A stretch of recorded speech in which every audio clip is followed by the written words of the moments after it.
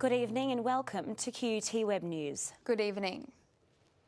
Controversial MP Billy Gordon is refusing to resign despite mounting pressure. Parliament resumed today with question time dominated by issues surrounding allegations against the member for Cook. Billy Gordon is battling claims that he sent lewd images to 3 women and became the subject of heated debate in the House. The member for Cook released a statement saying he won't resign and wants to better the lives of Indigenous people. He added he believed the personal exchanges between himself and the other parties were private and consensual. The Attorney-General stood in this place and said enough is enough in relation to domestic and family violence. And so it is also true, Mr Speaker, that enough is enough when it comes to the member for Cook, Billy Gordon. Mr Gordon has been surrounded by controversy, including non-payment of child support, a criminal history and domestic violence claims. He resigned from Labor and sits as an independent in the hung Parliament. His vote is therefore crucial, but the Premier says the issue is out of her hands. They are elected to this House to represent their constituents. I have made it very clear that this is a new era of government. The opposition leader says it's no longer good enough for the Labor government to make excuses about Mr Gordon's pattern of behaviour. Lawrence Springborg has accused the Premier of not acting on a matter of principle. It is not good enough, Mr Speaker, to cry crocodile tears. It is not good enough for the Premier to say that she is concerned, and indeed she might be appalled by this. He was predictably criticised by Labor. We've got the Leader of the Opposition over there who's 3 times been rejected by the people of Queensland, and he knows the only way he's going to be Premier is if he can do it by stealth. The row seems set to dominate more sessions of Parliament. Annalise Larissy, QUT News.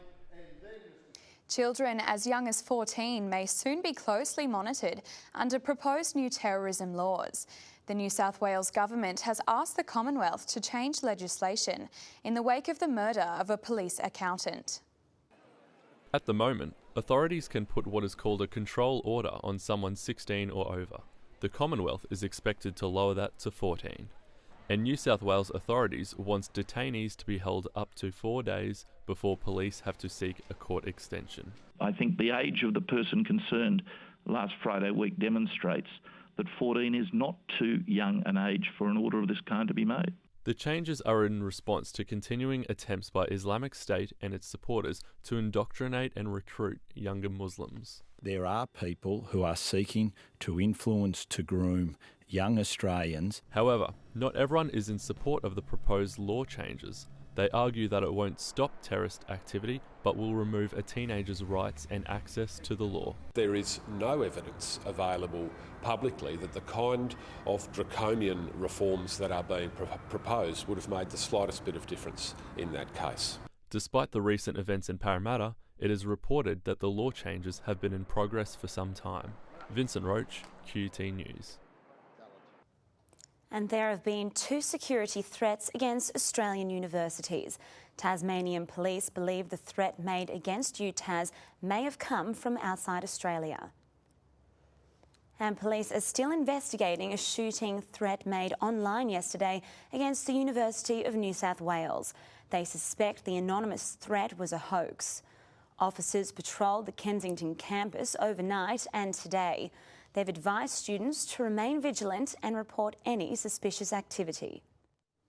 A group of Queensland women claim the China free trade deal will threaten their jobs. They held a protest meeting in Brisbane CBD today, condemning the agreement and demanding job protection. They rallied outside the office of Federal Coalition MP Teresa Gambaro to voice their anger at the China free trade deal. Free trade! No way! The CFMEU members claim the agreement in its current form will take their jobs and give them to Chinese workers. Malcolm Turnbull, wake up. You cannot pass this agreement which picks winners and losers, very few winners in Australia and a whole lot of losers. They had 2 prime ministers in their sights, saying the deal will make an already tough job market even tougher. This is all about jobs for local workers. I've got a partner that's unemployed, impossible to get jobs. The Textile Clothing and Footwear Union added its weight to the protest. We want to see action. We want to make sure that this is a fair trade agreement, not just a free one. Unions are ramping up protests across the nation as the China Free Trade Agreement comes to a head in Canberra. A spokesman for Trade Minister Andrew Robb says the union is running a dishonest scare campaign. He says it's more about the union fighting for its survival and targeting the coalition government. Theresa Gambaro's office says the free trade deal will benefit Queensland farmers as well as the mining and resource sectors. It's clear these women aren't convinced. Fern Doyle, QUT News. A 29-year-old woman is fighting for her life in intensive care after a hit-and-run incident in Sydney's southwest. And it happened in front of her 3 children. Mariam Dowd was crossing a road outside a Bass Hill childcare centre when she was struck by a black Subaru. The driver didn't even stop to help, leaving the victim lying badly hurt. Just very upset and very shocked to see that someone with no heart can actually hit someone and run off. Mariam's teenage son witnessed the incident and relatives are now concerned for his welfare. When I see her, I want to give her a hug, kiss her, never let her cross the road. I will instead of her from now on, and because I don't want anything that to happen again. Police say the mother of 3 suffered head injuries as well as leg, elbow and pelvic fractures. A 26-year-old woman has been charged with failing to stop, causing grievous bodily harm and negligent driving. Jack Remens, QUT News. Brisbane has been crowned Queensland's most sustainable city for the 2nd year in a row. It means the city is in the running to recycle its national sustainability title. The Lord Mayor received the award while opening Brisbane's latest recycling initiative at the Ferny Grove Waste Transfer Station. Ferny Grove Waste Resource Recovery Centre, now officially open. Hello, Andrew. Stephen. It's a great honour for Brisbane people, and it's a fact that they have been a part of this whole sustainability process. Council can simply create a lead.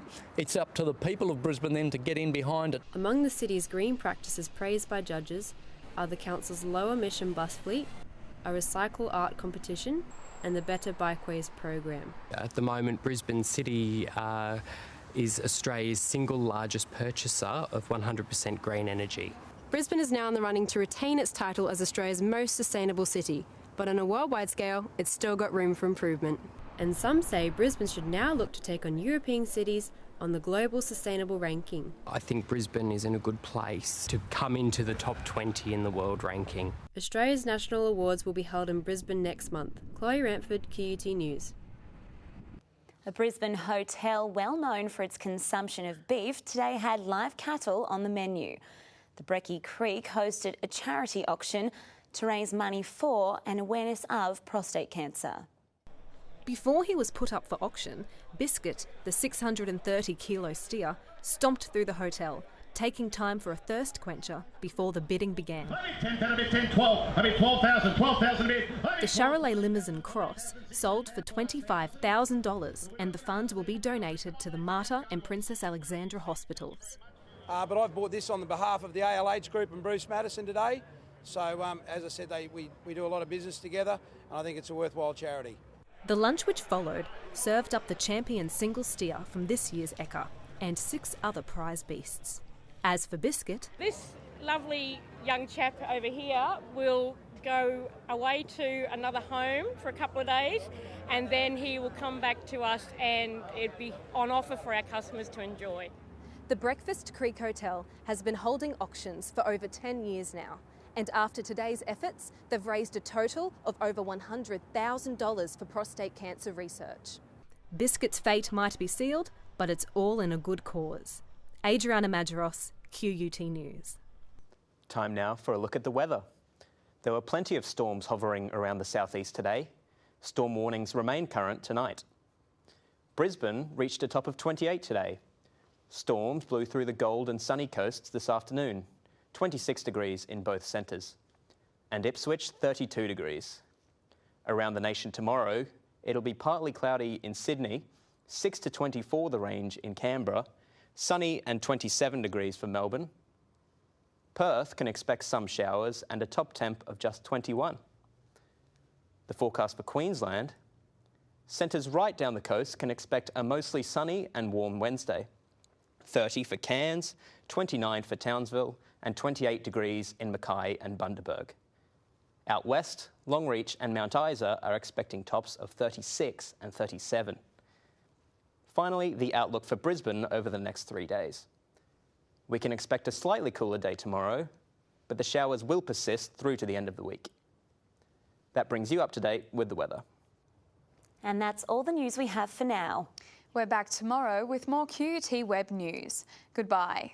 Goodbye.